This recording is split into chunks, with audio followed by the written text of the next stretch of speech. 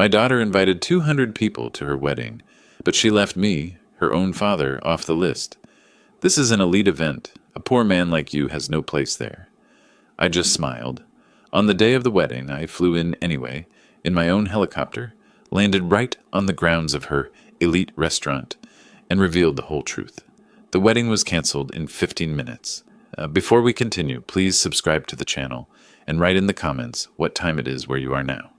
The phone rang while I was reorganizing Barbara's old recipe box, something I did when the house felt too quiet. Sunday afternoon, light filtered through the kitchen curtains, turning everything amber and soft. I almost didn't answer. Dad, I have amazing news. David proposed last night. We're getting married. Jennifer's voice hit me like a wave, bright, electric, almost too cheerful. My daughter, engaged. The words should have filled me with pure joy, but something underneath her excitement felt rehearsed, like she'd practiced this call. That's wonderful, sweetheart. I'm so happy for you. I know, we should celebrate. Can you meet us for lunch today? There's a place near Coconut Grove, Bellemare. Say 2 o'clock? Us, not him, not David, the man I'd never heard of until 30 seconds ago. Us, like they were already a unit and I was orbiting outside. I'll be there, I said. 2 hours later, I pulled my 2008 Toyota Camry into Bellemare's parking lot and spotted the black Mercedes-Benz gleaming in the Florida sun. New model, dealer plates still visible. I parked 3 spaces away, climbed out, and caught my reflection in a car window. Khaki pants, plain polo shirt, worn boat shoes. Simple, practical, exactly what I'd chosen to be for 3 years. Through the restaurant window, I saw Jennifer sitting across from a man in an expensive navy suit. She was laughing, touching his arm, animated in a way I hadn't seen since before Barbara died. The man turned as I approached, and his eyes performed a quick scan, head to toe taking inventory. 2 seconds. That's all it took for his expression to settle into something I recognized. Polite dismissal. Mr. Warren, good to finally meet you. Jennifer talks about you. David Mitchell's handshake was firm, professional, over before it began. His smile revealed perfect teeth, but nothing behind them. Nice classic car you've got there. Toyota, right? They run forever. The word classic landed like a polite insult. Jennifer fidgeted with her napkin, watching David's face more than mine. I slid into the booth across from them, feeling the worn vinyl beneath me, and noticed the menu prices. Expensive enough to impress, but not so expensive that David would need to contribute much. Calculated. So tell me about yourself, David, I said. Financial consultant. Corporate restructuring, mostly. I help companies optimize their assets. He checked his Rolex, quick glance, casual but deliberate. Keeps me busy. Jennifer jumped in, her voice too bright. We're thinking August 23rd. I know it's fast, but David's schedule is tight, and we found this perfect venue. It's going to be beautiful, Dad. Really elegant. The kind of wedding Mom would have loved. The mention of Barbara hit my chest hard. I looked at Jennifer and saw my wife's face, the woman who married me when I was just a waiter, who believed in me when I had nothing. Barbara had dreamed of this moment, planned for it in those quiet conversations late at night. She'd wanted Jennifer to marry well, to be happy, to have everything we'd built together. But this moment felt hollow.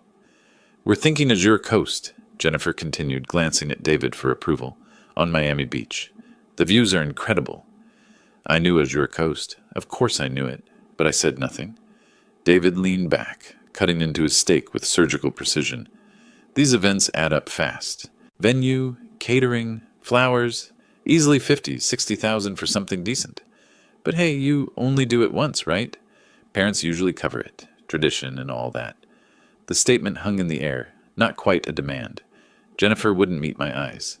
Her hand crept toward David's arm again, seeking reassurance from him instead of connection with me.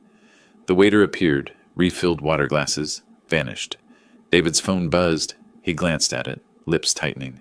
Excuse me. Business call. He stood, pressed a kiss to Jennifer's temple. Back in 5.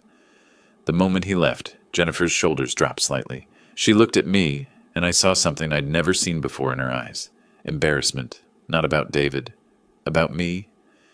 Dad, I know the wedding costs are a lot. We're not expecting you to cover everything, but if you could help, even a little. I'm happy for you, sweetheart. Your mother waited years to see this day. I wish she could be here. Jennifer's face softened, but then her gaze shifted to my worn collar. My calloused hands wrapped around a water glass. The softness disappeared. Whatever you need for the wedding, I'll help. You deserve a beautiful day. Thank you, Dad. Her relief sounded more like checking a box than expressing gratitude. David returned, phone in hand, placing it face up on the table. Stock market numbers glowed on the screen.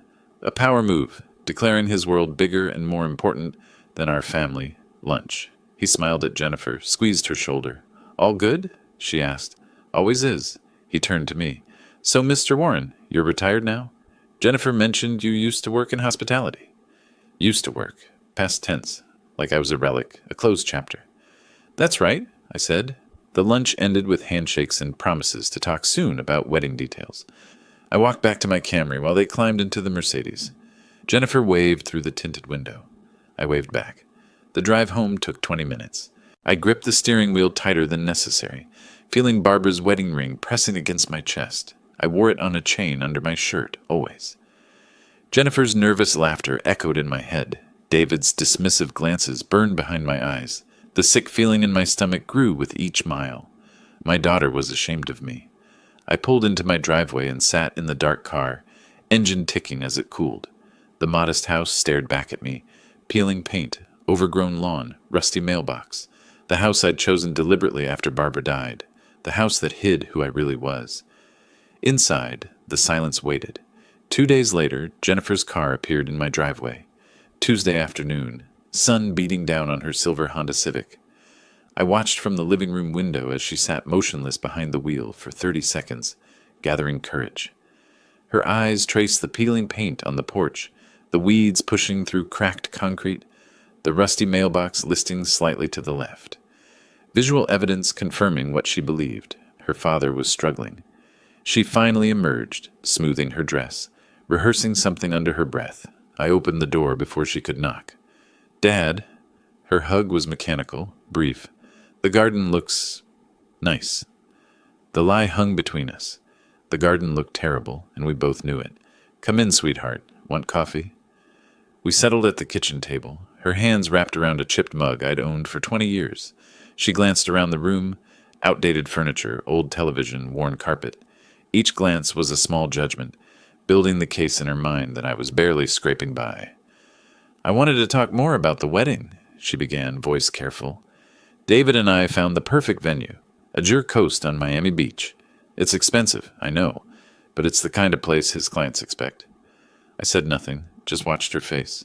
His partners will be there, important people. We need everything to be perfect. She pulled out her phone, swiped through photos, top-tier catering, live band, flowers from this amazing florist in Brickell, professional photographer, videographer, the whole package.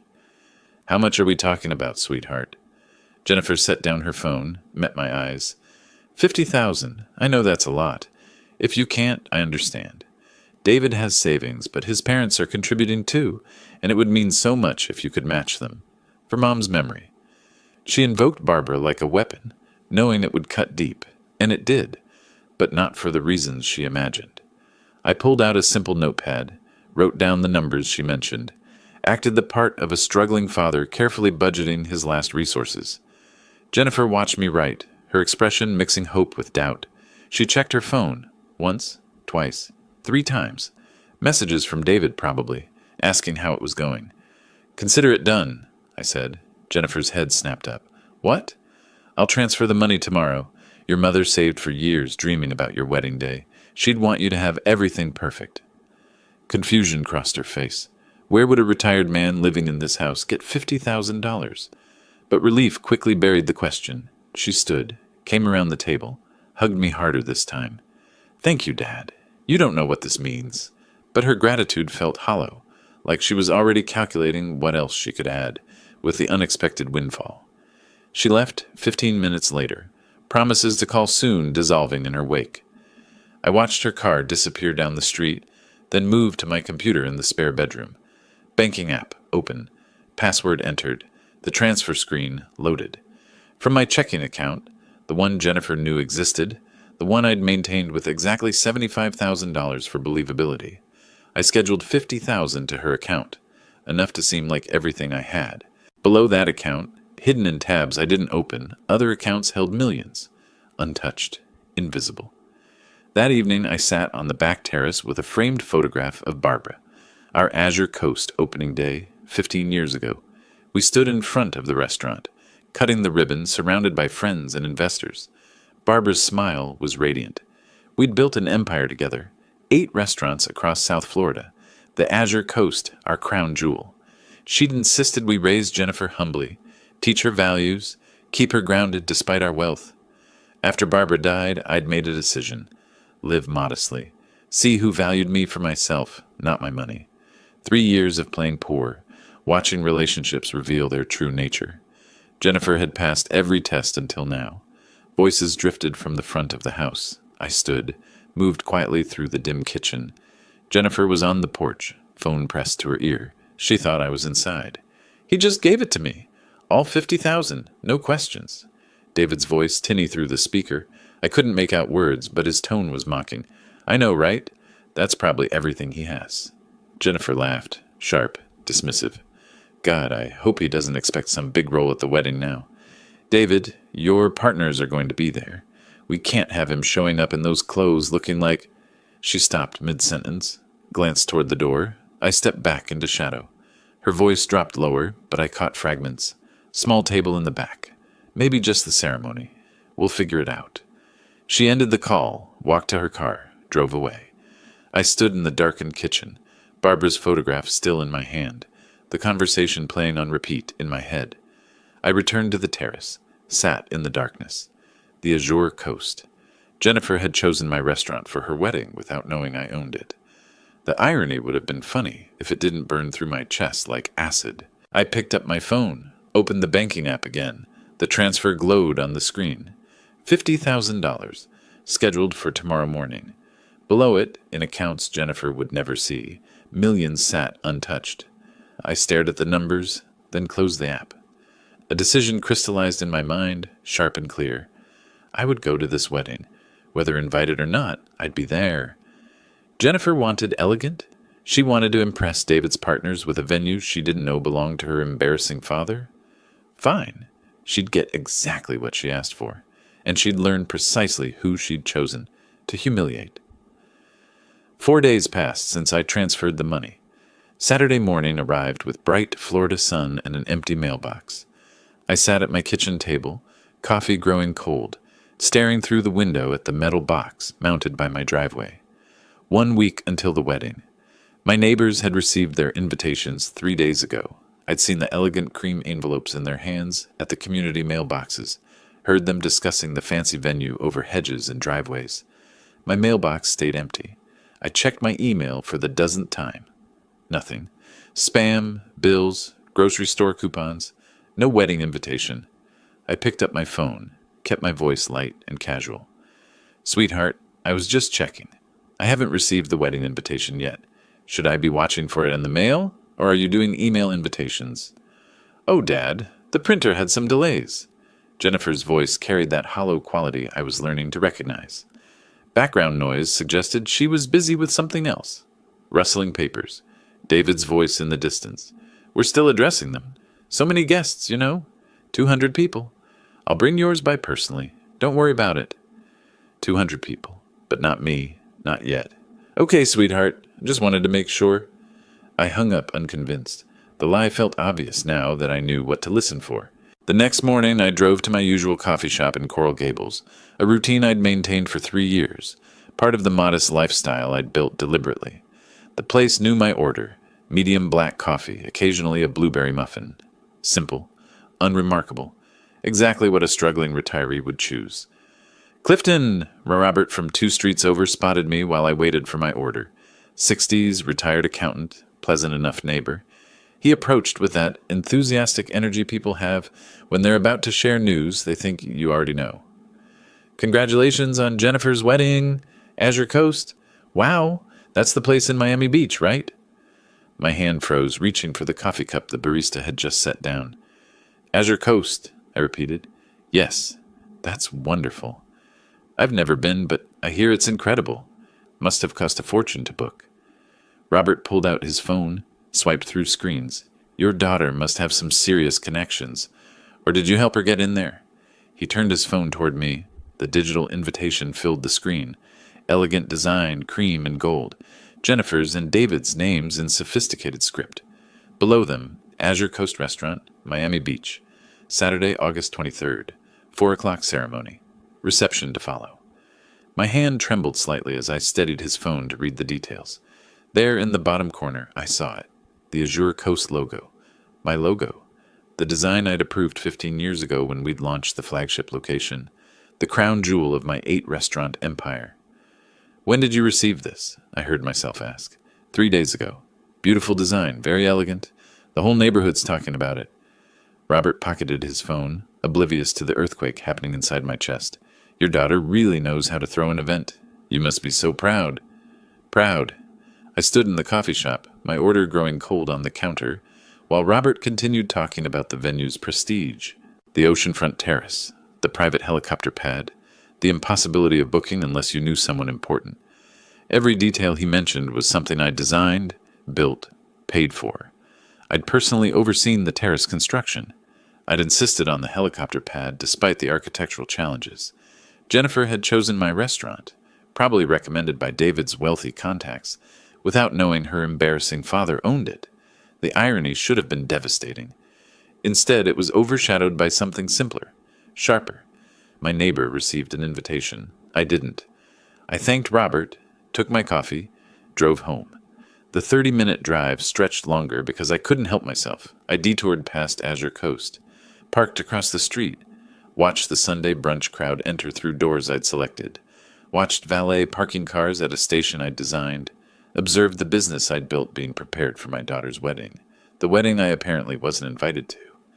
Back home, I tried to rationalize. Maybe Jennifer wanted to hand-deliver my invitation. Maybe she was planning something special. Maybe the printer really did have delays and Robert's arrived first by coincidence. But I remembered her phone conversation with David. We can't have him showing up in those clothes. I remembered her uncomfortable glances at my house, her relief when I'd agreed to the money so quickly. That evening, I sat in my living room surrounded by the deliberate simplicity I'd chosen after Barbara's death. The worn furniture, the outdated television, the faded carpet. I'd lived here for 3 years, testing relationships, seeing who valued me versus who valued my money. I opened my desk drawer and pulled out a folder marked Jennifer. Inside, receipts, bank statements, canceled checks. University of Miami tuition, $80,000 across 4 years. Her first car, a sensible Honda, $15,000. Co-signing her apartment lease, covering 6 months of rent when she couldn't find work, another $9,000. Every contribution documented, a paper trail of paternal love measured in dollars. I spread them across my kitchen table, added them mentally. Over 34 years, I'd given Jennifer roughly $350,000 in direct financial support. Not counting Christmas gifts, birthday presents, the countless smaller expenses parents absorb without tracking. She'd taken everything. Now she was ashamed to invite me to her wedding. I picked up my phone to call her again, typed 3 different text messages, deleted them all, set the phone down, picked up Barbara's photograph instead, the one from Azure Coast's opening day, both of us grinning at the camera, proud of what we'd built together, sat in the growing darkness without turning on lights. 3 days crawled by. I went through the motions of daily life, checking mail obsessively, refreshing email, watching my phone. No invitation, no call, no acknowledgement that I'd given Jennifer $50,000 1 week ago. By Tuesday evening, with the wedding 4 days away, I realized I'd been making excuses for the inexcusable. I picked up my phone. Jennifer's contact filled the screen. This time I didn't delete the message. I didn't hesitate. I made the call. The phone rang 3 times before Jennifer answered. 4 days until the wedding. 3 days since Robert had shown me the invitation to my own restaurant. 72 hours of making excuses. The waiting ended now. Hey, Dad, what's up? Her voice carried that bright, false cheerfulness I'd learned to recognize. I stood on my back terrace, watching darkness settle over Coral Gables, and dispensed with pretense. Jennifer, I need to know. Am I invited to your wedding? A yes or no answer, please. Silence stretched across the phone line. 5 seconds. 10. 15. I could hear her breathing, hear David's voice in the background, asking something I couldn't quite make out. The pause told me everything before she spoke. Dad, This is going to be an elite event." Her voice had changed, shed the false warmth, settled into something colder, more calculated. "David's partners from his firm will be there. Wealthy clients. Important people from his network. Someone in your financial situation you'd feel out of place. It's not personal." I gripped the terrace railing, forcing myself to stay calm, to listen, to let her finish. "Are you saying I'm not invited because I don't have enough money? Because I drive an old car and live in a modest house?" "It's more complicated than that." The words came faster now, as if she'd been waiting to say them, rehearsing them. "You're a wonderful father. You gave me everything you had. Literally, your last $50,000. I appreciate that sacrifice more than you know. But this wedding represents David's career, our future together. We need to present the right image." She paused. I said nothing. Let the silence work. "In those clothes, driving that car, you'd stand out for the wrong reasons. David's partners will be evaluating him, evaluating us. This isn't about love. It's about optics.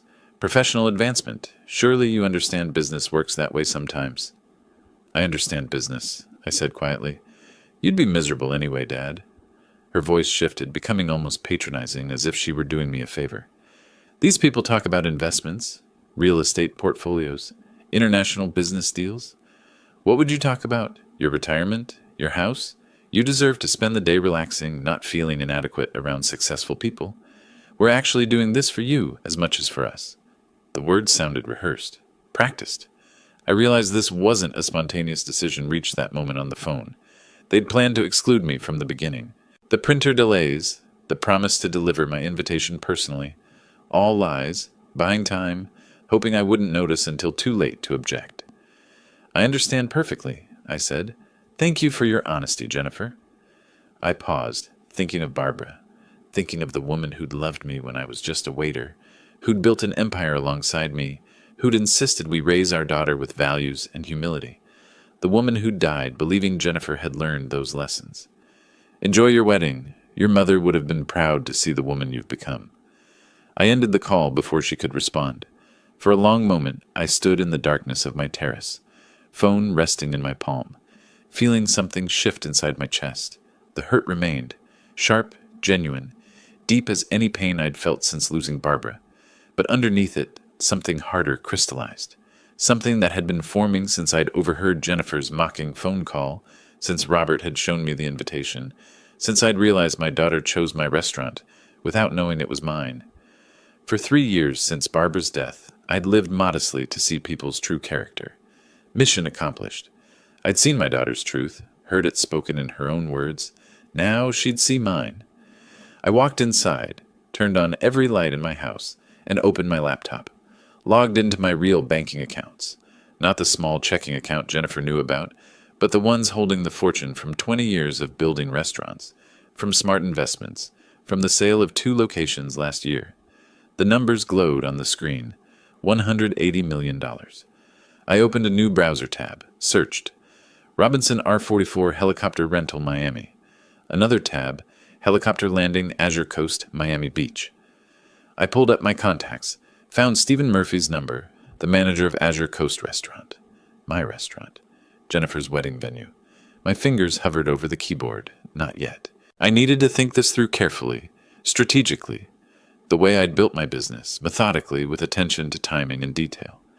I pulled Barbara's photograph from the other room, set it beside my laptop, wanted her watching as I made these decisions, wanted to feel her presence. If Jennifer wanted an elite event at an exclusive venue, I'd give her exactly that, and more than she bargained for. The hurt father was gone. The strategic businessman, the man who'd turned a single seaside cafe into an 8-restaurant empire, who'd negotiated million-dollar deals, who understood exactly how power worked, that man was back. I opened a new document, typed a title. Saturday, August 23rd, Arrival Strategy. My fingers paused over the keyboard. Then I began typing steadily, methodically, building the framework. 4 days to prepare the most important entrance of my life. The clock showed 10:47 p.m. I wouldn't sleep tonight. I didn't need to.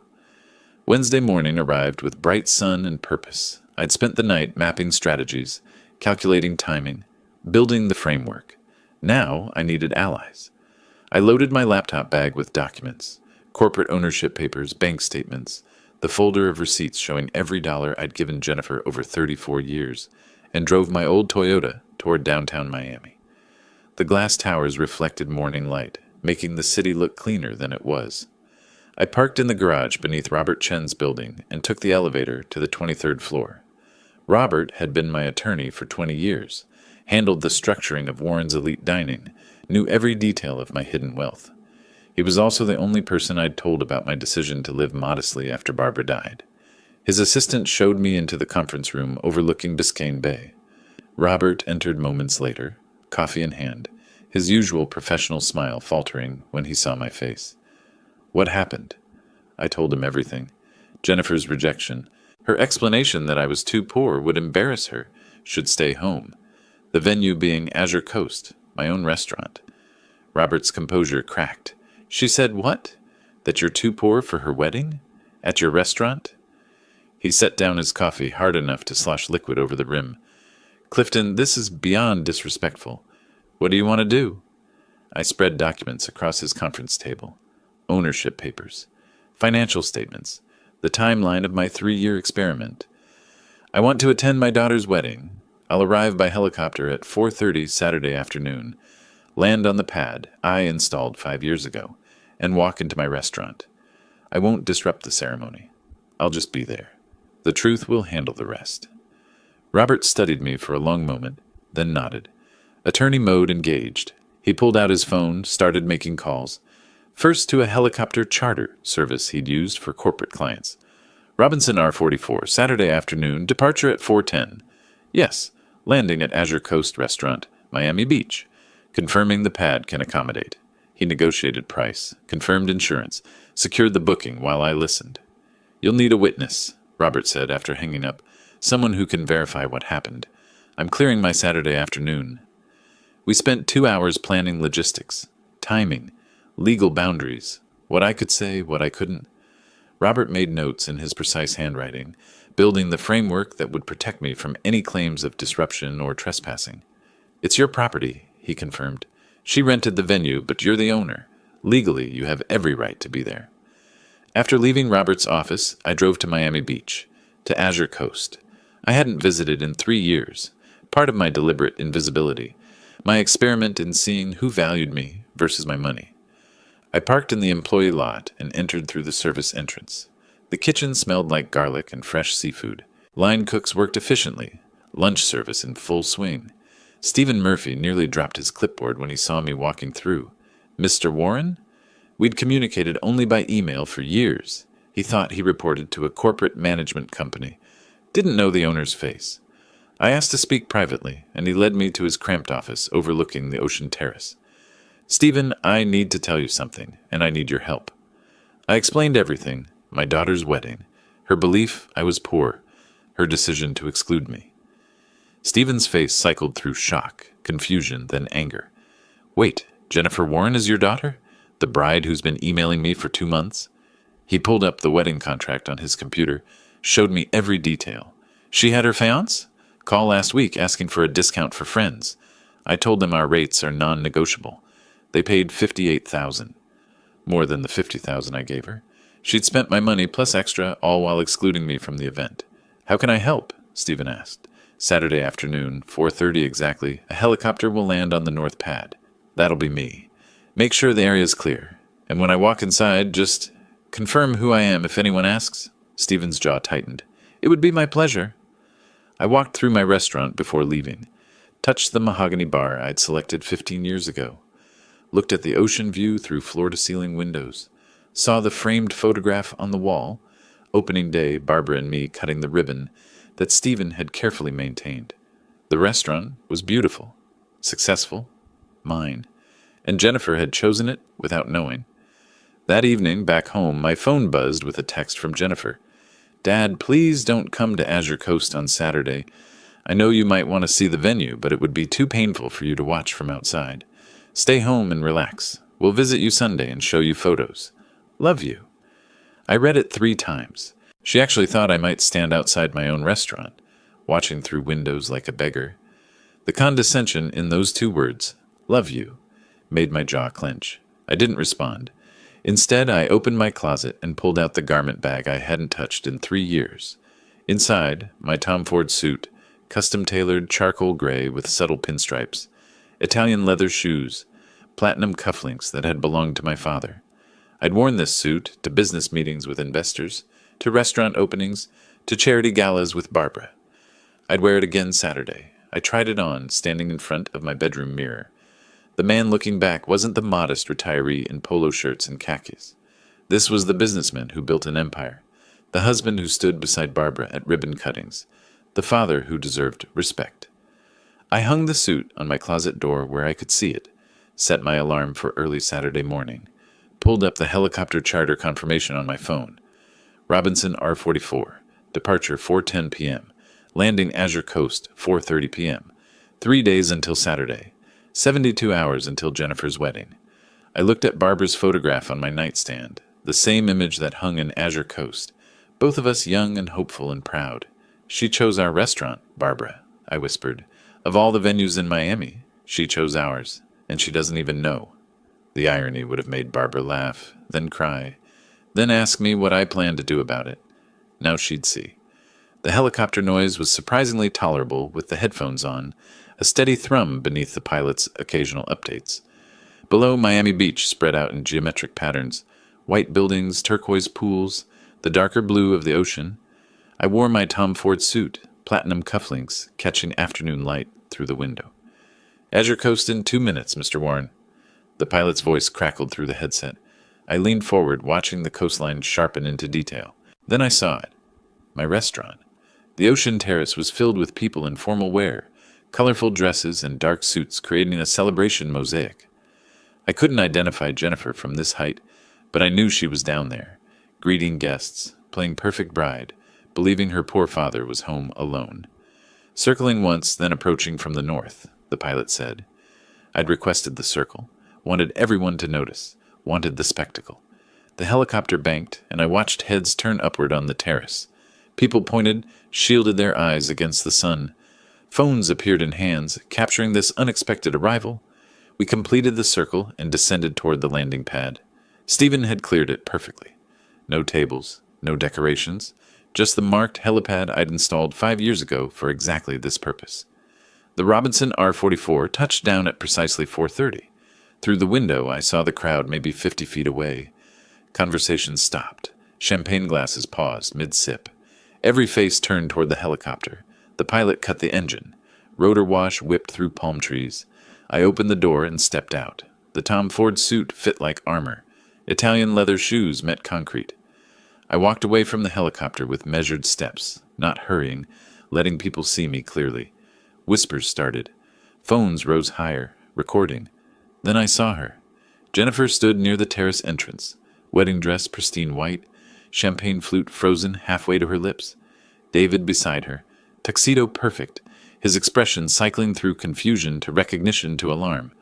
Jennifer moved first, rushed toward me, dress trailing behind, David following uncertainly.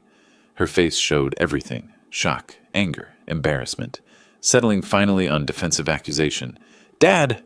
She reached me breathless, words tumbling out too fast. "What are you doing here? Where did you get that helicopter? That suit? Did you rent it? Did you borrow money? Are you trying to embarrass me at my own wedding?" Her voice rose with each question. Nearby guests turned to watch.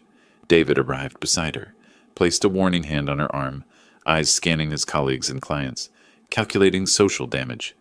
I didn't answer her questions, just smiled, calm, knowing. I think it's time everyone knew the truth. I walked past her toward the restaurant's main entrance. She followed, protesting. David followed, demanding explanations. Guests parted for this strange procession, the helicopter father, the chasing bride, the damage-controlling groom. Stephen Murphy stood at the entrance, holding the door open. His face stayed carefully neutral, but he nodded once as I passed. Professional courtesy between employer and employee. We entered the main dining room. I walked directly to the far wall, to the photograph that had hung there for 15 years. More guests followed us inside. 50 people, maybe more, drawn by drama and confusion. Jennifer and David tried to position themselves between me and the crowd, but I stepped aside, gestured to the wall. The photograph was 4 feet wide, crystal clear.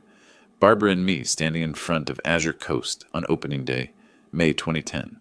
Both younger. Barbara radiant in blue. Me in a business suit. Behind us, the restaurant's name shining in new letters. Oversized scissors in our hands. Red ribbon cut and falling. Below the photo, a brass plaque. Azure Coast. Founded by Clifton and Barbara Warren. May 15th, 2010. First location of Warren's Elite Dining. I turned to face the crowd. Jennifer, David, their friends, business associates, family members, all watching. Several phones still recording. I placed my hand on the photograph's frame. I'd like you all to meet my late wife, Barbara. This is us, 15 years ago, opening Azure Coast. My voice carried clearly through the dining room. I'm Clifton Warren. I own this restaurant and 7 others in Florida. My daughter is getting married here today at my restaurant, the wedding she told me I was too poor to attend. The words hung in the air. Silence fell. Complete. Absolute. 50 guests stared at the photograph, then at me, then at Jennifer. Someone's phone was still recording. The small red light blinked steadily. David's face had drained of color. His hand dropped from Jennifer's arm. Jennifer stood frozen, mouth open, no words coming. Her champagne flute, somehow still in her hand, began trembling. Then someone in the back started typing on their phone. Then another. The name Clifton Warren being searched, Googled, investigated. I could almost hear it. The sound of my secret ending, truth spreading through Wi-Fi signals and data connections. Stephen Murphy stepped forward, breaking the silence. It's true. Mr. Warren is the owner. I've managed this restaurant for him for 8 years. More typing. More searching. Faces illuminated by phone screens. Jennifer finally found her voice. It came out as a whisper. No, that's not. You can't be. I turned to face my daughter fully, looked into her eyes. Let her see something she'd never seen before. Not anger, not hurt, but quiet justice. I can be, Jennifer. I always have been. The silence lasted maybe 3 seconds. Then phones started buzzing with search results. A woman near the back, one of David's colleagues, expensive suit and designer handbag, spoke first, reading from her screen with growing incredulity. Warren's Elite Dining, 8 locations across Florida. Estimated net worth $150 to $200 million. The words rippled through the crowd. More phones illuminated faces. I watched the discovery spread like contagion. One person finding information, showing their neighbor, both of them searching deeper, confirming details, looking up at me, then back at their screens. Forbes article from 2019, someone else announced. Florida's hidden restaurant empire, the Warren success story. A man in his 60s held up his phone, showing a LinkedIn profile. Clifton Warren, founder and CEO, Warren's Elite Dining, LLC. University of Miami Business School, 40 years in hospitality industry. The evidence cascaded. Photos of me at business events, ribbon cuttings, charity galas, all from before Barbara's death, all showing the wealthy businessman I used to publicly be. David's boss, a silver-haired man I recognized from the ceremony rehearsal, stared at his phone, then at David. His expression darkened with understanding. Stephen Murphy stepped forward, his voice carrying professional authority through the murmurs. Everything Mr. Warren said is true. I've managed Azure Coast for 8 years, reporting directly to him. He owns this restaurant and 7 others. He's been my employer since I started in the industry. The confirmation from a neutral source, someone with no reason to lie, solidified the truth. Murmurs grew louder. A woman pushed through the crowd toward David, his sister Patricia, face flushed, hissing something I couldn't hear but could definitely interpret from her aggressive gestures. David moved suddenly, approaching me with forced enthusiasm, hand extended, smile too wide. Mr. Warren, what an incredible surprise. Jennifer must have wanted to preserve the mystery. Keep your success private. What a brilliant strategy. Very humble, very wise. His voice projected for the audience, trying to rewrite the narrative. Make this planned, intentional. I didn't shake his hand. There's no strategy, David. I spoke clearly, ensuring everyone heard. My daughter told me explicitly that I was too poor for her elite wedding. She said someone in my financial situation would feel uncomfortable around successful people. She chose my own restaurant without knowing I owned it. Jennifer broke her paralysis. Tears streamed down her face, wedding makeup running in dark streaks. She reached for me, hands trembling. Daddy, please, I didn't know. I thought you lived so modestly. I assumed you were struggling. I was trying to. But her words scattered when she saw the guests' faces, the judgment in their eyes. Phone still recording, she turned on David instead. You said he couldn't afford to be here. You said we needed to protect our image. This is your fault. David's face hardened. Their unity fractured publicly, the stress revealing what their relationship actually was. Status, not love. I addressed the crowd one final time. The wedding is fully paid for. The ceremony will proceed as scheduled. I won't disrupt my daughter's day any further, but I wanted you all to know the truth about what happened here. About who decided a father wasn't worthy of his daughter's wedding because he drove an old car and lived in a modest house. I turned to Jennifer, looked at her directly. Your mother built this business with me. She would have been heartbroken to see what you've become. Then I walked toward the exit. Stephen opened the door. I didn't look back. Behind me, the murmur grew into open conversation, scandal spreading through 200 guests who'd carry this story across Miami's social circles by morning. Outside, ocean breeze hit my face. The helicopter waited on the pad. Stephen followed me. Mr. Warren, do you want me to proceed with the ceremony? I paused, considering. The ceremony was supposed to start in 20 minutes. 200 guests were here. The venue was prepared. I thought about Barbara, about Grace, about not becoming vindictive. Yes, let them have their wedding. They've already paid for it in ways money can't measure. I climbed into the helicopter. As it lifted off, I saw the terrace below. Guests clustering in groups, animated conversations, phones to ears making calls. The scandal spreading beyond these boundaries. By tomorrow morning, everyone in Miami's business community would know what happened here. Jennifer and David's social destruction had only begun. Sunday morning arrived with relentless sunlight and my phone ringing constantly. I sat on my terrace, coffee growing cold, watching Jennifer's name appear on the screen for the 23rd time. 9:30 a.m. The call started at 7. I didn't answer. Between calls, text messages appeared. Dad, please answer. I need to explain. I'm so sorry. Please give me a chance. I read each one, deleted none, responded to none. Across town, in the expensive Coconut Grove house Jennifer and David were renting, $7,000 monthly, I knew from the lease she'd asked me to co-sign last year, the newlyweds weren't enjoying their first day of marriage. I didn't know this directly, but Robert Chen texted me mid-morning with updates he'd heard through professional channels. David was pacing between rooms, his phone showing LinkedIn profile views from colleagues, carefully worded questions, his boss's terse message requesting Monday meeting. The story spread exponentially Sunday. What started with 200 wedding guests became 2,000 social media impressions, became 20,000 as people shared the tale. Wealthy father uninvited from daughter's wedding at his own restaurant. The narrative was irresistible. My phone showed notifications from former business associates reaching out, people I hadn't spoken to in 3 years, suddenly curious about my return to visibility. I ignored those too. The only message I considered answering came from Robert. I heard it went exactly as planned, well executed, legal boundaries held perfectly, call when ready. I wasn't ready. Monday morning, David received the summons. Robert heard about it by noon. Professional networks in Miami's financial sector talked, and word traveled fast when someone notable stumbled. David arrived at his downtown office at 9:45, 15 minutes early for the 10 o'clock meeting. The receptionist wouldn't meet his eyes. 3 senior partners sat across from him in the conference room, his personnel file open on the table. Robert got the details later from a paralegal whose firm shared the building. The lead partner, the same man who'd attended the wedding, spoke directly.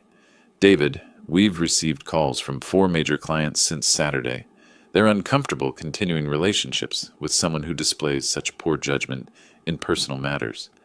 If you'll exclude your own father-in-law from a family event over perceived poverty, what does that say about your values, your ethics, your decision-making with their money? David tried explaining, tried spinning, tried claiming misunderstanding. The partners listened politely and delivered their decision. Effective immediately, David was transferred from wealth management to internal operations, back office position, minimal client contact. Salary dropped from $250,000 to $150,000 annually, 40% cut.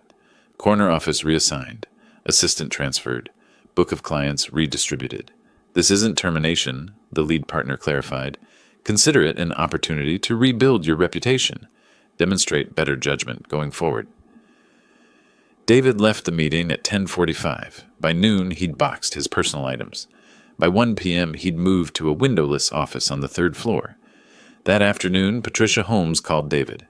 Unlike Jennifer's pleading calls to me, Patricia's anger needed no voicemail. Her voice cut through the phone. Robert heard about this from Patricia's husband, a corporate attorney he played golf with monthly. "You've destroyed our family's reputation. Mother and father are humiliated. Everyone at the country club knows what you did. You're a financial consultant, David. Due diligence is literally your job, and you couldn't even research your own father-in-law's net worth before insulting him." The call ended with her demand that he and Jennifer skip upcoming family events. Until this blows over, it wouldn't blow over. By Monday evening, Jennifer had called me 47 times. I'd listened to none of the voicemails, but saw the count increasing. Her text messages grew more desperate. Detailed apologies, explanations of her reasoning, promises to change, pleas for forgiveness. I sat in my modest living room, the same room that embarrassed her, and read each message carefully. I saw the pattern. First, she apologized for the misunderstanding, then for not realizing my wealth, then for hurting my feelings. But nowhere did she apologize for the fundamental issue, being ashamed of me, valuing money over relationships, choosing status over family. She was sorry she got caught, sorry for consequences, but not truly sorry for who she'd revealed herself to be. My phone buzzed again. Jennifer's name, 48th call. I picked up the phone. Not to answer, not yet, just to hold it, to think about what came next. I'd proven my point. The truth was public. David's career was damaged. Jennifer's social standing was shattered. But what now? Barbara's photograph sat across the table. I imagined her voice. "You've shown them who you are. Now show them who you can still be." I set the phone down without answering. Tomorrow I'd call Robert Chen. We'd discuss the financial reality Jennifer and David now faced. The expensive rental house they couldn't afford on David's reduced salary, the debt they'd accumulated planning an extravagant wedding, the bills coming due in weeks. The social punishment was complete. But the real lesson, about money, about values, about consequences, that lesson was just beginning, and this time I'd teach it properly. Tuesday morning found them at their kitchen table, surrounded by bills and bank statements spread across expensive marble. David's calculator sat among the papers, numbers glowing accusingly. "We spent $80,000 on that wedding." David's voice was hollow. "50 from your father, 30 from our savings. Our savings are gone. My salary dropped by $100,000 annually. That's $8,000 less per month after taxes. Your salary is about to drop by $20,000. This house costs $7,000 monthly. Add utilities, cars, insurance, food." He pushed the calculator toward Jennifer. "We're underwater by at least $3,000 every month." Jennifer's laptop showed her company's HR portal. A meeting request from her supervisor glowed with the subject line, "Discussion required, Monday." She'd been avoiding opening it, but now she clicked. The email was professionally worded but clear. "Recent personal events have raised concerns about client relationships. We need to discuss your role moving forward." "They're going to demote me," she whispered. David slumped back. "We need to find a cheaper place, or you need to keep your full salary, or—" He trailed off. The unspoken option hung between them. Call her father. "He's not going to help us." Jennifer's tears came suddenly. "I told him he was too poor for my wedding. I said he'd embarrass me. Why would he help us now?" David's frustration boiled over. "This is your fault. Your misjudgment of his situation. Your willingness to exclude family for status." Jennifer's head snapped up. "You convinced me. You emphasized image and professional connections. You made me ashamed of my own father. This is as much your fault as mine." The argument revealed the truth they'd been avoiding. They were both responsible, both complicit, both now paying the price. Tuesday afternoon, Jennifer's meeting with her supervisor confirmed their fears. Reassignment to reduced role meant salary cut from $75,000 to $55,000, another $20,000 gone annually. By Wednesday morning, they'd reached rock bottom. David sat on their expensive couch, staring at abstract art they'd bought to impress guests. Jennifer stood at the window overlooking their manicured yard, the yard they could no longer afford to maintain. "We need to go see my father." she said quietly. Not to ask for money, to apologize. Really apologize. David looked at her. You think he'll even see us? I don't know, but it's the only honest thing left to do. Wednesday afternoon, they drove to Coral Gables. Jennifer had called ahead, left a voicemail asking if they could visit, promising no excuses. Clifton texted back one word, fine. They sat in their car outside his house for 5 minutes, neither wanting to face him, both knowing they must. The house looked different now. Not shabby, but intentional. Not poor, but deliberate. The peeling paint was camouflage. The overgrown lawn was a test. I opened the door before they knocked. I'd been watching them sit in the driveway, working up courage. They looked different. Not the confident couple from 2 weeks ago, but humbled, worn, uncertain. Come in! I led them to the terrace. The same cheap plastic chairs Jennifer had judged before. We sat in silence for a moment, ocean breeze carrying sounds from distant neighbors. Jennifer spoke first, her voice breaking. Dad, I was horrible. I valued money and status more than you. I was ashamed of you, and that shame was about me, not you. You deserved better. You deserved a daughter who saw your worth regardless of your bank account. David followed, his voice steady but quiet. I pushed her to exclude you. I was obsessed with image, with what my colleagues would think. I convinced her that having you there would hurt our reputation. I was wrong about everything that matters. I watched their faces, measured their sincerity. These weren't practiced words. This was real remorse. I sat back in my plastic chair, looking at them across the table. Barbara's photograph was visible through the screen door, watching from inside. I saw my daughter's tears, not manipulative crying, but genuine grief. I saw David's slumped shoulders, not defensive posturing, but true remorse. This was what I wanted. Not their destruction, but their understanding. Not their financial collapse, but their moral awakening. I took a long breath. I didn't reveal my wealth to punish you. I did it to teach you. The question now is, did you learn? Jennifer looked up, hope flickering through tears. David met my eyes directly for the first time since arriving. I stood, stretched. Come back tomorrow morning, 10 o'clock. Meet me at Azure Coast. I have a proposal. I walked inside, leaving them on the terrace. As they drove away, I heard Jennifer whisper through the open window, Do you think he'll forgive us? David didn't answer. Neither of them knew. But tomorrow morning, they'd find out. Thursday morning, 9:45. They pulled into Azure Coast's parking lot, 15 minutes early. The restaurant where their wedding disaster unfolded 5 days ago felt different now. Not a venue of celebration, but a place of judgment, and possibly redemption. At 9:55, they walked inside.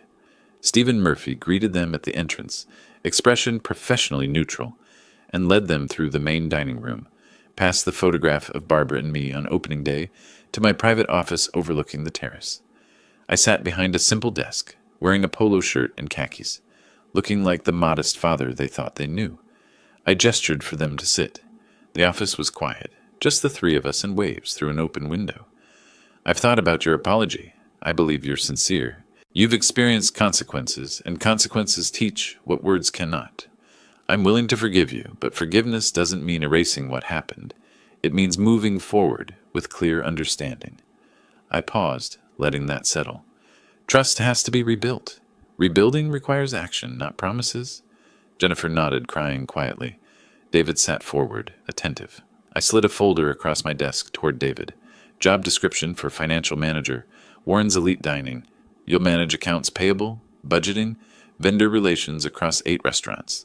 Salary is $85,000 annually with benefits. You'll report to my CFO, work in a back office at corporate headquarters. No client schmoozing, no status games. Just real work, managing real money with real integrity. David opened the folder, read slowly, his finger pausing on the salary line. Less than half his original income. He looked up at me.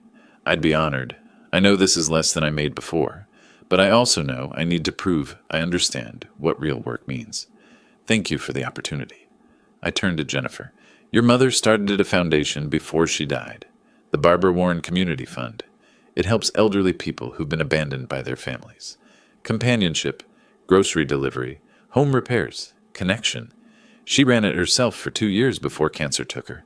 I've kept it going, but it needs more hands. I slid another folder toward her. I want you to volunteer there. 20 hours weekly, minimum 6 months. You'll meet people who are exactly where you thought I was. Elderly, modest means isolated.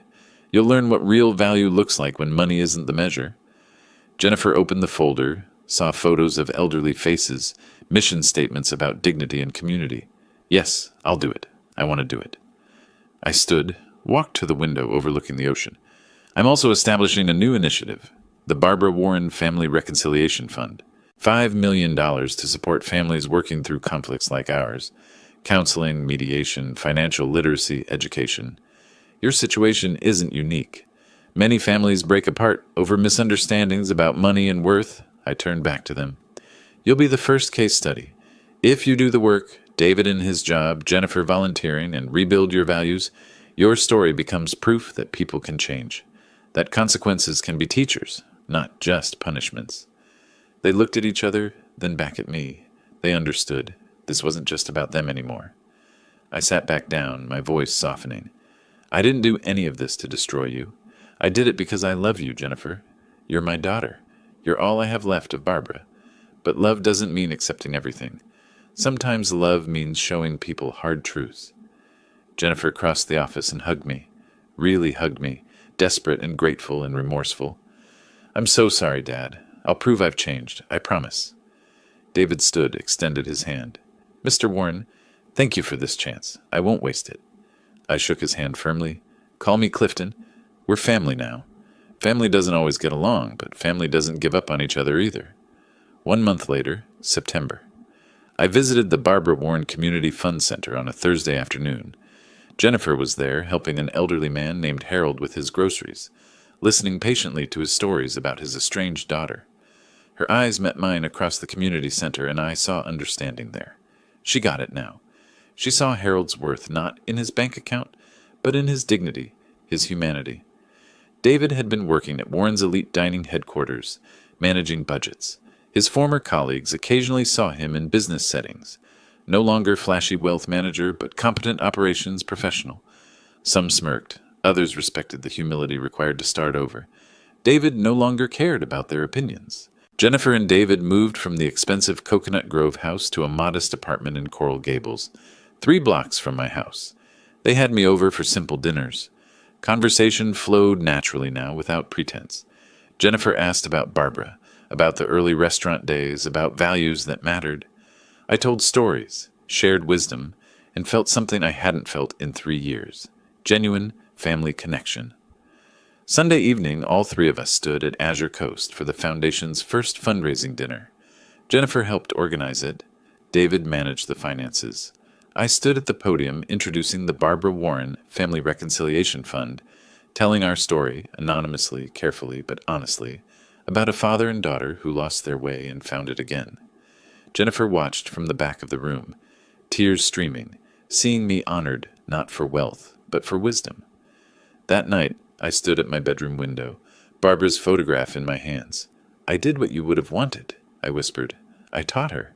I didn't destroy her. I saved her. My phone showed a text from Jennifer. Thank you for not giving up on me, Dad. Mom would be proud of who you are. I hope someday I can make her proud of who I've become. I texted back, she already is. So am I. I set down the phone and the photograph, turned off the light, and slept peacefully for the first time in weeks. Not because I won, but because I did what mattered. I loved my daughter enough to show her the truth, and she loved me enough to learn from it. If you like this story, please like this video, subscribe to the channel, and share your impressions of this story in the comments. To listen to the next story, click on the box on the left.